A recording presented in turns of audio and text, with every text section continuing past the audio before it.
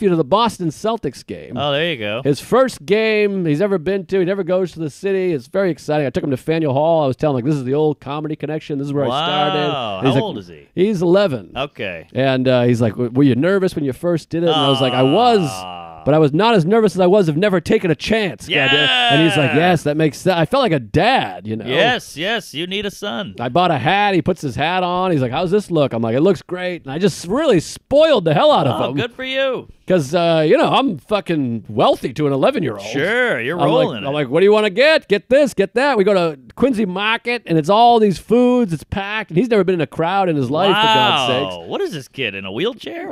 He's from the city? He's from the suburbs. My sister, they have no money. They don't have to go to a Celtics game. A ticket's $125 bucks. That's $250. Costs $40 to park. A hot dog's $9. Right. They can't go to the city. My family doesn't have city money. I figured you could jump on a Greyhound or something and take a wave and take a photo and come back. Look up these tickets. I'm telling you, it's $200. And my family's not city people. Right. They don't go to the city. They're bridge trolls. They like to sit in the backyard. We're backyard people. You get a fire and some beers and the whole thing. Cornhole. So I take them out. Oh, a big cornhole over there. You got a big one. So I take him out. We're at Quincy Market, and I go, I'm going to get a rotisserie chicken. You want something? He goes, I like that chicken wrapped in bacon. Oh, boy. So I buy a skewer. It's longer than my dick and my Sure. father's dick combined. And there's a thumbprint in it. And this is a huge thing. It's like $40. So expensive. I go, take it. So we're eating it up in Quincy Market, and it's a huge pile of chicken. It comes with 2 sides. Wow. And he's just munching it up. He's sitting on the floor. He doesn't give a shit. He's eating it like a goddamn caveman. I'm loving it. And he's never seen diversity in his life. Oh, I saw some Asians? Oh, Asians, blacks, whatever the hell. He's like Tigers. blowing his mind. He's like, look at the my. size of the dick on that one. Sure. And Pantsless. so I sucked it for him just to show him he could, you know. Here. And Got a dream. we're going to the game, so we got like a huge meal still left. Right. Because we got a gigantic meal. We only ate half of it, so I'm like, we'll give it to a homeless person. And that blew his tits off. He's like, what? Wow. And then this was sweet. He's like, how do they trust us? Like, how do they know we're not poisoning them? And I was like, well, they're eating fucking garbage, so. Oh, this is like a Make-A-Wish. You're taking this retarded kid out. It's really, well, he's not retarded. Oh, he's just a little shy. I see. But so we go up and we find a homeless woman and she's sitting there, you know, all with flies all over. I go, Sure. and then you give her the foam thing. Now, this is ego, but you want to sit there and go, open it up. Yes.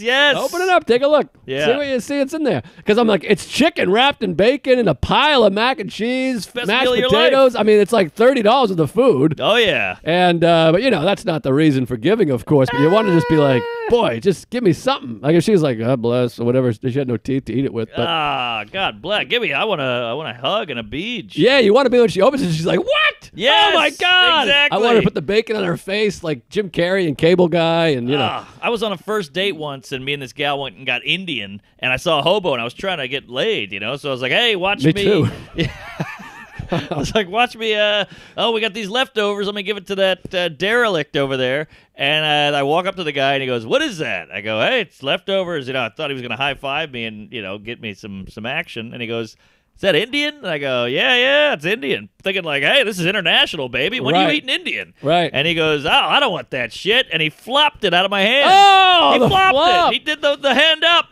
Well, the nice thing, if you're giving it to some loser, you can just scrape it back into the plate and give it to some asshole. They don't care. I guess, but he didn't want that roti. I'll tell you that, that's or tough. the tikka masala. Well, maybe he's dabbled before because their stomachs must be a little sensitive. They're eating tin cans and fish bones all day. They're drinking hooch. But I'm just saying, maybe he eats Indian and it fucking blasts off. He's only got a few fluids left. He can't lose them. There's no IV for him. And he's shitting under the subway sign, so he's not really, never like a nice throne. Right, but we're good people is the Thank moral of you. the story. So we give it to them, and he's all excited. We go to the game, and the Celtics, they're playing Cleveland, who sucks, so they just fucking lit it up, which is what you want. I don't want a close game. I'm taking my nephew. Yes. Because if they lose, he'll be heartbroken. I want to blow out. We were up by 30 at one point, and I'm elbowing him. Oh, my God. Yeah. There's some big dunks, and he's in hog heaven. He's loving it. This is great. But he's just like me, this kid. In the middle of the game, it's like unbelievable. It makes me emotional. I almost cried 9 times because, it's one-on-one. I've never had a son, but he's so much like me. He's so anxious. In the middle of the game, he just looks concerned. I'm like, what's up, buddy? And he's like, well, I got a loose tooth that's bothering me. And I'm like, you're just like me. I'm sitting here checking my gums for blood. I'm putting my finger in my ass to see if there's a lump. I'm like, that's me, buddy. So this kid's got herpes, maybe. So I gave him a big hug, and I was like, you're doing okay. It's going to be great. We took some photos. I showed him around the city. Sure. And it was a hell of a time. We were in Faneuil Hall, and I'm touching the brick. I was like, touch these bricks. This is 300 years old. Those are the actual bricks. Wow. Isn't that crazy? Then we're walking up an alley, which I can't even tell him stories because every story I'm like, I ripped a mirror off of this one time and hit a hobo with it. I stole. I mean, it's all just. Was it a blackout? I was on pills. Me and your dad fucking stole a street sign and whipped it at a kid. Yeah. So I got to keep the stories to a minimum. But at one point, he stops and he's just touching the cobblestone, just like the bricks, because I was like, touch the bricks. Ah, boy. So he's touching the cobblestones, and I'm like, boy, that's a homeless person shit there 20 minutes ago. That's that needle. So he probably has tuberculosis now, but. Well, you know what's going to happen is you showed him the best day of his life. He's eating bacon. He's fucking homeless women. He's at a Celtics game. He's touching bricks. You're going to get this kid home, and his mom's going to go, here's your plain Cheerios. He's going to go, fuck that, you fat cunt. I want a bacon-wrapped chicken delight, you whore. And she's going to go, what the hell happened? He goes, I don't want to live with you. I want to live with Joey. Well, the sweet thing is he has perspective, and he knew it was like a nice treat. But the problem is now I got to do it every time. I'm looking up Celtics. I'm like, I got to take him to the Patriots game and the whole thing. You got to go to the Super Bowl now. You can set a bar. I know, the big bar. Roseanne bar. Yay! Now we're back. I feel like we're finally getting in it now with 5 minutes It's like left. a half hour.